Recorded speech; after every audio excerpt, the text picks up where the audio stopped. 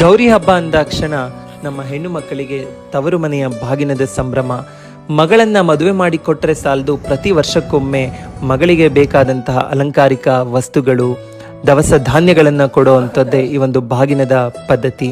ಅದರಲ್ಲಿ ಬಿದಿರಿನ ಮೊರದಲ್ಲಿ ಇಟ್ಟು ಬಾಗಿನವನ್ನ ಕೊಡೋದ್ರಿಂದ ಬಿದಿರಿನ ಮೊರದಲ್ಲಿ ಲಕ್ಷ್ಮೀ ನಾರಾಯಣರು, ಅದರೊಳಗಿರುವಂತಹ 16 ವಸ್ತುಗಳಲ್ಲಿ ಷೋಡಶ ಮಾತೃಕೆಯರನ್ನ ಸೂಚಿಸುತ್ತೆ.